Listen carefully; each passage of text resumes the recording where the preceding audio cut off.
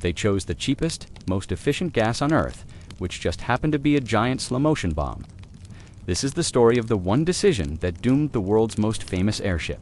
Before we get into the full story, remember to like this video, drop a comment about what you think caused the disaster, and hit subscribe to Dumb Historians so you don't miss the next parts of this breakdown. Now, let's step back for a moment. Imagine it's the 1930s. Planes are still small, noisy, uncomfortable, and not yet trusted for long-haul international travel. The oceans feel endless, and most people still cross them the old-fashioned way on massive passenger ships like the Queen Mary. These ships were slow, but they were safe and reliable. The idea that you could glide across the Atlantic in less than 3 days, sipping champagne in a floating luxury hotel in the sky, was more than futuristic, it was downright magical. And in the middle of this dream stood the Hindenburg, the pride of Nazi Germany, a ship so enormous and sleek that it looked like something out of science fiction. The Hindenburg wasn't just an airship, it was a statement. Germany had been humiliated after World War I. They lost their empire, their colonies, and their right to build many advanced weapons or aircraft. The Treaty of Versailles left the country strapped down, bleeding and angry. But by the 1930s, with Hitler in power, Nazi Germany wanted to prove that it could rise again, not just with tanks and propaganda, but with technology that no one else could match. And the Zeppelin company, led by Hugo Eckener, was already famous for building giant, rigid airships. These weren't little balloons. They were massive metal-framed leviathans wrapped in fabric, powered by engines, and filled with a lighter-than-air gas that made them float. Think of them as flying cruise ships, except much faster and far more graceful than any ocean liner could ever hope to be. The Hindenburg was the crown jewel of this vision. Over 800 feet long, it was bigger than anything else that had ever flown. If you placed it next to the Titanic, it would dwarf it.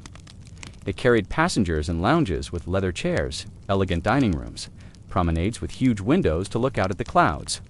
There were smoking rooms sealed with elaborate systems to prevent sparks, a piano made of lightweight materials, and fine food served by staff in crisp uniforms. To step aboard the Hindenburg was to step into a dream. And for Nazi Germany, it was a dream wrapped in swastikas.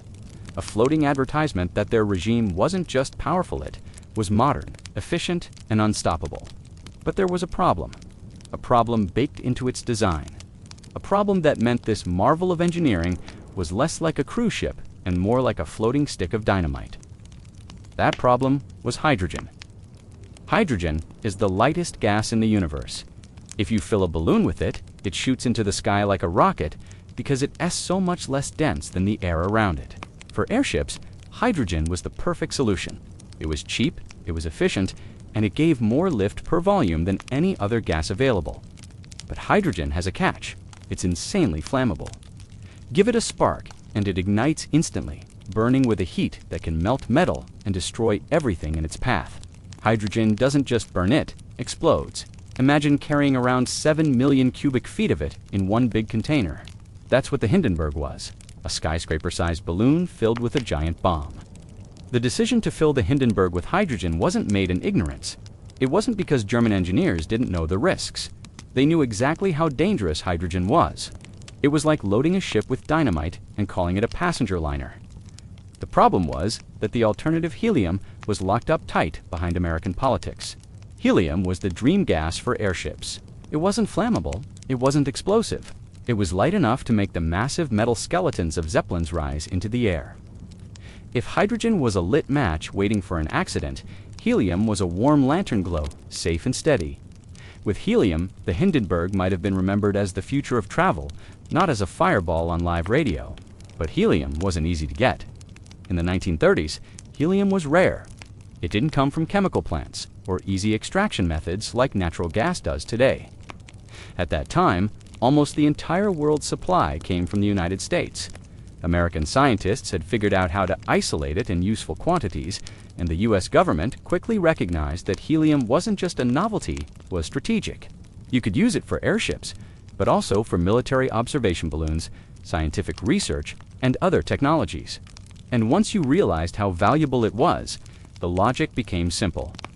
Why share it with rivals, especially with a regime like Nazi Germany? So when Hugo Eckener, the man leading the Zeppelin company, dreamed of building massive passenger ships filled with helium, he ran into a wall.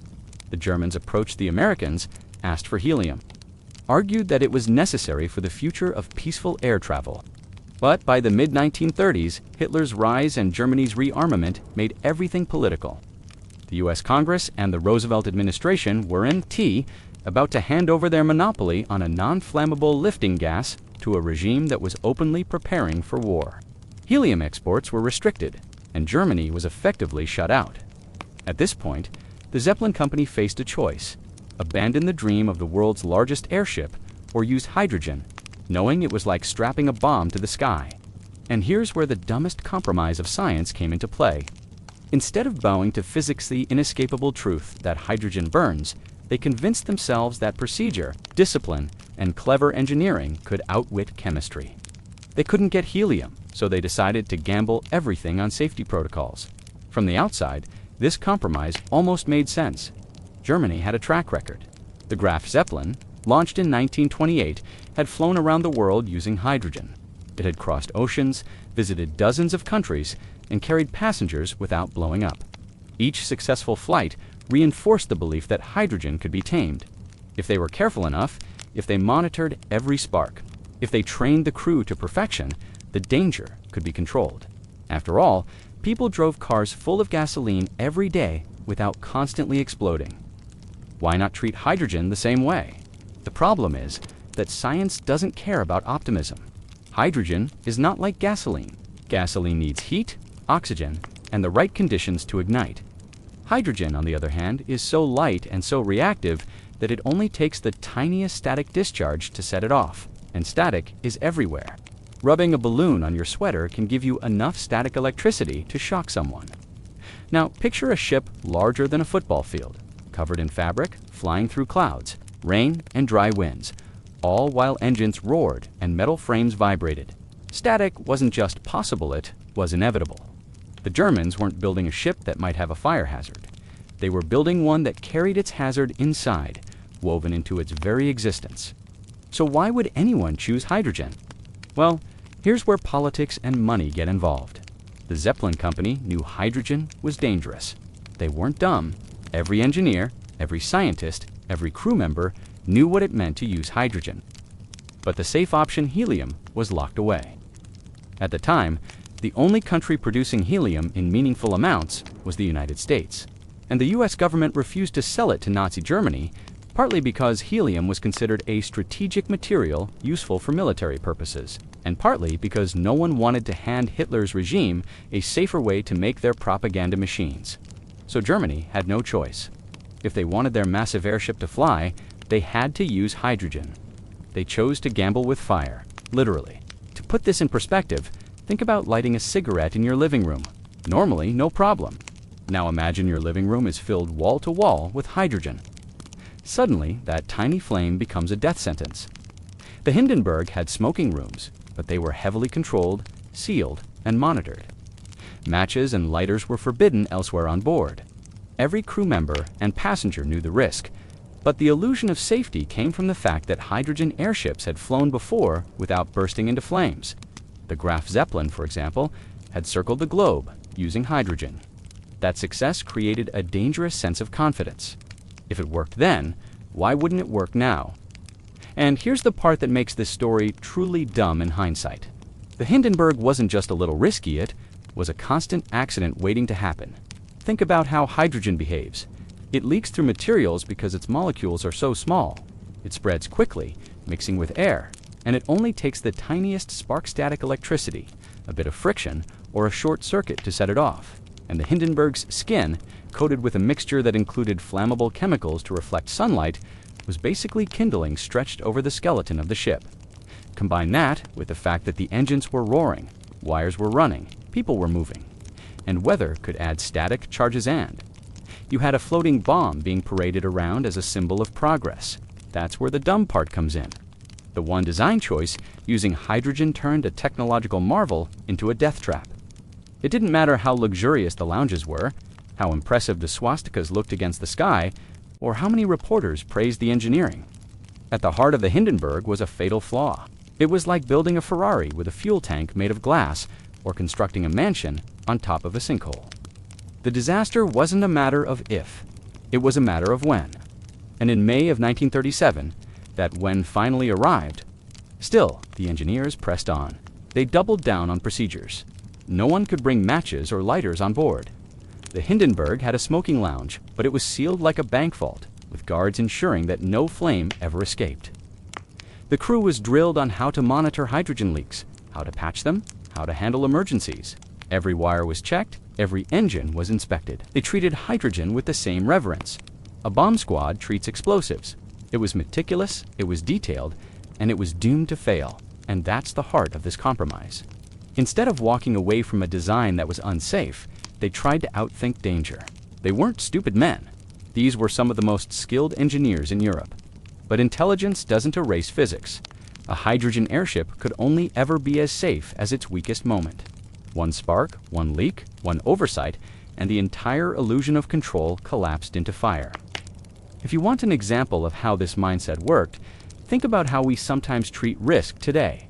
Imagine someone driving a car with bald tires, bad brakes, and a cracked windshield. They might say, "It's fine, I just won't drive too fast. I'll be careful, I'll avoid the rain." That's exactly what the Germans told themselves. The Zeppelin company knew they were rolling down the road with bald tires. They knew the brakes weren't great, but they also knew that without hydrogen, the Hindenburg wouldn't leave the ground.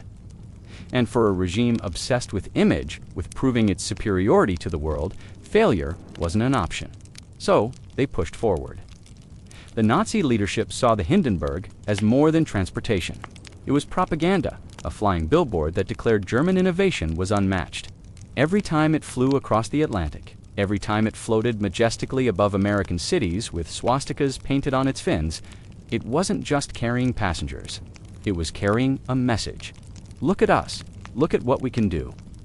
Canceling the project because of helium shortages wasn't an option they were willing to accept. They'd rather gamble with hydrogen than admit weakness. What made this compromise dumb wasn't just the choice itself. It was the arrogance behind it. It was the belief that procedures could tame nature, that you could wrap fire in silk and keep it under control forever. Scientists warned of the risks. Engineers worried about static and leaks, but the momentum of pride, politics, and propaganda was stronger than caution. And so the Hindenburg was born, a miracle of design held up by 7 million cubic feet of flammable gas. Day by day, the Zeppelin company operated under this compromise. They knew they were tempting fate. Every inspection mattered. Every protocol mattered. They were betting lives on routine and precision.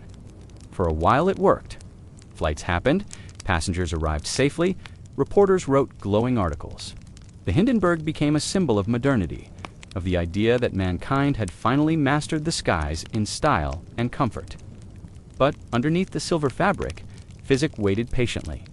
Hydrogen didn't care about propaganda or discipline. It only needed a single chance to show its true nature. And that's exactly what would happen in 1937. The Hindenburg was meant to be a marvel of German engineering, a machine that would outshine anything in the sky. On the surface, it looked sleek and futuristic, a silver cigar gliding gracefully above the clouds. But beneath that impressive exterior was a design held together by compromises, shortcuts, and a dangerous reliance on hydrogen. Every decision the engineers made to keep the airship light, efficient, and elegant also made it fragile. The result was that this so-called miracle of technology was, in reality, a floating fire hazard. To understand why, you have to picture how the Hindenburg was built. At its core, it was a massive metal skeleton, an aluminum alloy framework that stretched more than 800 feet in length. Inside that skeleton sat 16 giant gas cells, essentially enormous, balloon-like bags that held over 7 million cubic feet of hydrogen. These gas cells weren't made of anything strong or fireproof. They were constructed from layers of fabric, cotton covered in gelatinized material called gold-beater skin, which was a thin membrane made from the intestines of cattle. It sounds ridiculous now, but at the time it was the only lightweight material that could hold hydrogen without leaking too much of it. Even then, hydrogen was a slippery gas. Its molecules are so small that they escape through materials most people would consider airtight. That meant leaks were inevitable. And once hydrogen leaked into the rest of the airship, it created invisible, floating pockets of explosive gas. This was a constant risk the crew had to monitor. The Hindenburg's entire operation depended on spotting those leaks early and fixing them before they mixed with oxygen. Imagine a luxury hotel where, at any given time, invisible clouds of gasoline could be drifting past your dining room. That was life on the Hindenburg. Now, combine those fragile hydrogen cells with the outer skin of the airship. The Hindenburg's S-skin was made of cotton canvas, stretched tightly over its frame, and coated with a special mixture of aluminum powder and iron oxide. The goal was practical: reflect sunlight to keep the hydrogen from expanding in the heat and give the airship its sleek silver look. But the mixture itself was a problem. It was conductive enough to hold static electricity, and it was flammable under the right conditions. This meant that the entire surface of the airship could act like a giant capacitor, storing electrical charge as it moved through the atmosphere. A sudden discharge or spark could ignite the hydrogen inside if there was a leak. In other words, the Hindenburg was wearing a coat that doubled as kindling. Inside, the risks only multiplied. The airship needed power, lights, and communication systems, so engineers installed miles of electrical wiring through the framework. Every single wire was a potential source of sparks. Think about that for a moment. The airship contained millions of cubic feet of explosive gas, and woven throughout its skeleton was an electrical system that could short out at any time. The engineers did their best to insulate everything, to keep wires shielded and away from the gas cells. But no insulation is perfect. Over time, vibration, wear, and simple human error could create tiny faults. One loose wire, one bit of damaged insulation, and the whole machine could be doomed. And it wasn't just wires. The Hindenburg had 4 massive diesel engines mounted on its sides. These engines drove the propellers that pushed the ship forward, and like any engine, they produced heat, friction, and exhaust. Each of those engines required fuel lines, lubrication, and constant maintenance. All of that added more potential for sparks, leaks, and mechanical mishaps. Imagine parking a fuel truck next to a pile of fireworks and then deciding to rev the engine as hard as possible. That was the reality of flying the Hindenburg. The engineers tried to design around these dangers, but every solution created another problem. For instance, the gas cells were separated by thin partitions to prevent hydrogen from spreading too quickly if one cell leaked. But those partitions weren't airtight. A leak in one cell could drift into others or seep into the walkways used by the crew. This meant hydrogen could accumulate in hidden pockets throughout the ship. Crew members constantly walked along narrow catwalks inside the framework, checking valves and pressure gauges while knowing that at any second they might be stepping into an invisible bomb. The smoking lounge on the Hindenburg is often brought up as an example of arrogance, but in reality it shows how aware the designers were of the risks. They knew passengers would demand a place to smoke, so they built a small sealed room with special airlocks, flameless lighters built into the wall, and staff monitoring it at all times. It was like building a tiny fortress inside a bomb. Passengers thought this showed safety, but the truth was the opposite. It showed how every normal activity had to be twisted and redesigned just to keep disaster at bay. Even the process of landing the Hindenburg revealed its fragility. To bring the airship down, crew members had to release hydrogen to reduce lift. That hydrogen vented directly into the air around the ship. If static electricity had built up on the outer skin, or if weather conditions created electrical charge in the atmosphere, that venting could have been catastrophic. The ground crews who handled the mooring lines faced real danger every single time. They weren't just pulling ropes. They were guiding down a bomb the size of a skyscraper, trusting that nothing would go wrong during the delicate process. One of the most overlooked fire hazards of the Hindenburg was the weather. The sheer size of the airship meant it behaved differently from smaller aircraft. As it flew through clouds or rain, the movement of air against its massive skin created static charges. Normally, these would dissipate harmlessly, but with hydrogen leaking from the cells, the stakes were very different. A discharge of static electricity that might have been meaningless on a normal airplane could ignite the Hindenburg in an instant. The bigger the airship, the more charge it could accumulate, and the greater the danger became. From a modern perspective, it's easy to see how hopeless this design really was. Engineers were essentially trying to keep sparks away from gas that wanted to explode. They built insulation, partitions, safety valves, and monitoring systems, but none of it changed the fact that the ship's basic physics were against them. You can patch leaks, but you can't stop hydrogen from leaking forever. You can insulate wires, but you can't guarantee they'll never wear down. You can train a crew to be careful, but you can't prevent every accident. The entire design was a balancing act, a fragile dance between danger and discipline. Passengers, of course, didn't see this. They saw luxury cabins, gourmet meals, and promenades with sweeping views of the sky.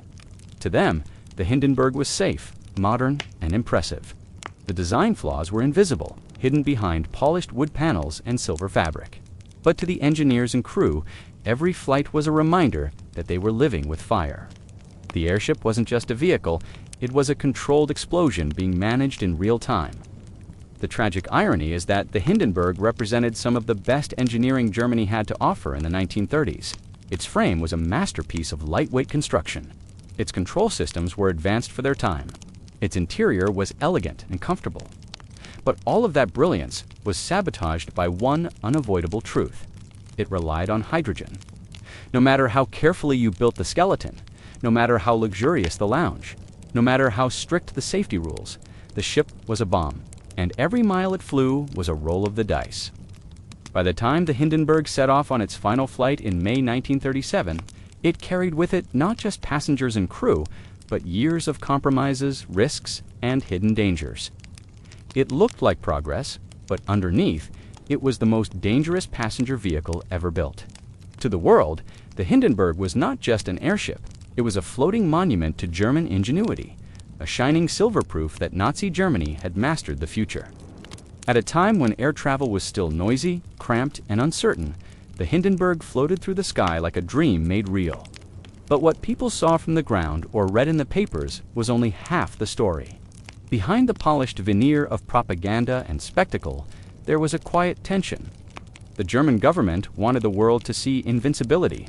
The engineers and crew who actually worked on the Hindenburg knew better. They understood that every flight was a roll of the dice with hydrogen, and that no amount of propaganda could erase the fire hazard they were carrying. From the moment the Hindenburg was launched, it became a centerpiece of Nazi propaganda. The regime needed symbols to showcase their power and their progress. They wanted the world to see Germany as a nation reborn, stronger than ever after the humiliation of World War I. Military parades and speeches showed strength on the ground, but the Hindenburg showed something more: superiority in the air. It was proof that Germany was technologically advanced, that their scientists and engineers could create something no one else on Earth could match. The image was carefully cultivated. Photographs of the Hindenburg always highlighted its sheer size and elegance. Newsreels showed it gliding silently over cities and landscapes, dwarfing everything beneath it. When it crossed the Atlantic and floated into New York, crowds gathered to stare in awe. The sight of a silver leviathan passing over the skyline was unforgettable, and stamped on its tail fins were massive swastikas, impossible to miss. It wasn't just an airship, it was a flying billboard for Nazi Germany. Propaganda turned the Hindenburg into more than a machine. It became a symbol of safety, luxury, and inevitability. Newspaper articles described the smoothness of the flights, the comfort of the cabins, the lavish meals served on board. The message was clear. This was not an experimental technology. This was the future. Passengers were told they were safer here than on an ocean liner. Advertisements painted hydrogen not as a hazard, but as a proven lifting gas that had supported successful flights for years. By pushing these stories, the regime created the illusion that the risks had been solved, that science and German precision had conquered the problem of hydrogen. But inside the Zeppelin company, and among the men and women who kept the airship running, the illusion never fully took hold. Engineers understood hydrogen's dangers. They knew that the gas cells leaked that static electricity built up on the skin, that wires and engines could always fail. Crew members who walked the catwalks inside the skeleton of the ship understood that they were constantly surrounded by invisible pockets of explosive gas. They lived with that risk every day, and many of them admitted later that they always felt uneasy, no matter how routine a flight seemed. The propaganda campaign depended on suppressing those fears. Officially, hydrogen was treated as manageable. Safety protocols were highlighted, procedures were praised, and the Graf Zeppelin's earlier successes were constantly brought up as proof that the system worked. The public never heard about the constant maintenance, the patched leaks, the careful inspections before every departure. They never heard about the crew sweating over pressure gauges or worrying about weather conditions. They only saw the calm, majestic silver ship floating overhead as though it was untouchable. The gap between public image and private fear could be enormous. One story, often told by surviving crew members, is that they were trained to handle hydrogen leaks as routine events. If they smelled the faint, sweet odor of escaping gas, they didn't panic. They grabbed tools, patched the fabric, adjusted the valves, and kept moving. For passengers, none of this was visible.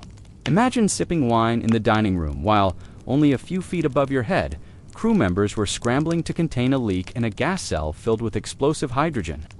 That was the reality behind the propaganda. The Nazi government pushed the Hindenburg into the spotlight because they needed symbols of strength. Every successful voyage was celebrated. Every arrival in the United States was covered in newspapers with photographs of passengers smiling as they disembarked. Each time the ship floated serenely into view, it reinforced the idea that Germany was unstoppable. Few people questioned the risks because the spectacle was so overwhelming. How could something this enormous, this graceful, possibly be unsafe? The illusion of size became an illusion of security, but the engineers working behind the scenes had no such illusions. They worried about the flammable coating on the skin. They worried about the static charge building up in stormy weather. They worried about what might happen if a single electrical fault went unnoticed. They didn't speak about these fears publicly because the ship was a national project, a source of pride, and questioning it could be seen as disloyal. But the anxiety was real. It lingered in every inspection, in every careful adjustment before flight. In every moment the ship passed through turbulence or rain. The propaganda also influenced how passengers thought about risk. Many of the people who booked passage on the Hindenburg believed they were boarding the safest vehicle in the sky. They were impressed by the luxury, the smooth ride, and the prestige. Few questioned the use of hydrogen because the official narrative insisted it was safe. When they saw swastikas on the fins, many dismissed them as symbols rather than warnings. In truth, those swastikas meant that the airship wasn't just a commercial vehicle, it was a political weapon. It carried with it all the arrogance of a regime willing to gamble with physics in exchange for appearances. The illusion of invincibility worked so well because most people wanted to believe it. The 1930s were a time when technology seemed to promise a better future. Radios, cars, and airplanes were transforming daily life. The idea that humanity had finally built a flying palace, safe and modern, fit perfectly into that optimism. People looked at the Hindenburg and saw the dawn of a new era, not the shadow of a disaster waiting to happen. For the crew, the contrast was stark. They were trained to act calm in front of passengers, to show no sign of worry, to treat every flight as routine. But many of them later admitted they lived with a quiet dread. They knew that no matter how many successful flights they made, hydrogen remained what it always had been: volatile, uncontrollable, and merciless. Propaganda could not change that. Every flight was a gamble, no matter how much the government tried to spin it as safe. This illusion of invincibility meant that when the disaster finally came, it shocked the world even more. People had been told for years that the Hindenburg was the future, that German science had solved the problems of hydrogen, that this airship was the pinnacle of progress. The truth, known to the engineers and crew but hidden from the public, was that the danger had been there from the start. By May of 1937, the Hindenburg was a flying contradiction. To the outside world, it was a silver titan, gliding effortlessly between continents, a symbol of perfection. To those inside it, it was a fragile shell filled with danger, one spark away from catastrophe. The propaganda machine could cover up the truth, but it couldn't erase it. Every time the Hindenburg took off, the illusion of safety was tested again, and the reality of fire waited patiently in the shadows. On May 6, 1937, the gamble of German engineering finally ran out of luck. The Hindenburg, the crown jewel of airship travel, was scheduled to land at Naval Air Station Lakehurst in New Jersey. The voyage had been routine. It was supposed to be the future of travel, glamorous, efficient, and unstoppable. Passengers walked across its polished dining halls, smoked in lounges, and gazed down at the Atlantic from windows unlike anything an airplane could yet offer. For many, this was a safe arrival home. For others, it was a glimpse into a new age of luxury air travel. But hidden inside that massive metal skeleton was 7 million cubic feet of hydrogena. Bomb, waiting for the tiniest excuse to ignite. The weather that day was far from ideal. Storms had rolled across New Jersey, filling the air with static. Observers on the ground noted the ominous conditions, but the landing had already been delayed and passengers were restless. Captain Max Prussian, one of Germany's most experienced airship commanders, decided to bring the Hindenburg in despite the risk. The crew prepared for docking, releasing ballast water, adjusting trim, and bringing the ship lower as ground handlers moved into position. This was the moment when theory met reality. Every precaution, every engineering trick, every public reassurance came down to this landing. And in the end, one tiny event to spark was all it took. Eyewitnesses disagreed on exactly where it began. Some reported seeing a blue flash near the tail. Others saw fabric flutter, then a tongue of fire racing upward. Later investigations suggested the ship had developed a hydrogen leak from a broken bracing wire or stress in the gas cells. As the ship was venting, static electricity likely discharged, setting off the invisible cloud of gas. The Hindenburg didn't just catch fire, it became fire within seconds. Flames shot across the skin of the airship, devouring its canvas shell. Reporters on the ground caught the scene live. The most famous voice was Herbert Morrison, whose broadcast still chills listeners. Oh, the humanity. He was not exaggerating. The fire consumed the entire Hindenburg in just 34 seconds. For passengers on board, that was barely enough time to register what was happening, let alone escape. Those near the observation decks had a chance to jump, though some broke bones or burned on the way down. Others were trapped in cabins or corridors, suffocated by heat and flames before they could even move. 36 people died in that inferno, including both passengers and crew. Many who survived did so with terrible burns. What shocked the world was not just the death toll, but the speed and violence of the destruction. Here was the most advanced airship of its time, reduced to a blazing wreck in less than a minute. The rigid frame, once a symbol of power and precision, collapsed like paper. What had been presented as safe and invincible was revealed as fragile, dangerous, and doomed. The images spread almost instantly. Photographs of the burning wreckage were splashed across newspapers worldwide. Film reels captured the exact moment flames leapt skyward. Unlike disasters hidden from the public or cloaked in official secrecy, this one unfolded in plain sight. Ordinary people saw with their own eyes the catastrophic failure of hydrogen airships. They did not need technical reports to understand that these machines were too dangerous. The disaster destroyed not only the Hindenburg, but the entire dream of passenger airships. Before that day, companies in Germany and even abroad had imagined fleets of giant dirigibles crossing oceans. The Hindenburg itself was supposed to be the first in a line of even larger airships. Designers promised bigger cabins, longer ranges, and luxurious facilities that airplanes could not match. But the fire erased all of it in less than a minute. Public trust evaporated. Passengers who once admired the sleek silver ship now saw only a coffin in the sky. It's important to understand how final this moment was. Airplanes in 1937 were still small, noisy, and cramped. They could not carry the same number of passengers or offer the same comfort as an airship. But what they had was simple. They didn't explode in the blink of an eye because of one spark. As engineers refined aircraft technology, added longer ranges, and improved safety, the airship quickly became obsolete. The Hindenburg was just a disaster. It was the last straw that shifted the future of aviation forever. For Germany, the tragedy was more than technological. The Hindenburg had been a propaganda tool, a floating advertisement for Nazi strength and modernity. Its fiery destruction humiliated the regime, even if official spokesmen tried to spin the story. The world had seen too much. The illusion of invincibility burned up with the hydrogen, and no words could undo the images seared into public memory. When historians look back at this disaster, they don't just see flames and wreckage. They see a chain of decisions, some driven by pride, some by politics, and some by desperation that led inevitably to this point.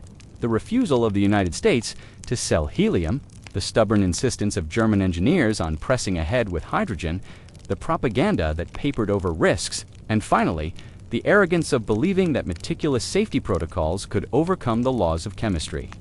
All of these factors created a machine that worked until the day it didn't. On May 6, 1937, the myth of the safe airship ended in a fireball. 36 people paid the ultimate price for a compromise made years earlier, a compromise between science, politics, and pride. The world saw the danger of hydrogen, and the lesson was learned in the most brutal way possible. And that, right there, is what makes history so fascinating and so dumb. One spark destroyed an entire era of aviation, an era built on arrogance and denial of basic science.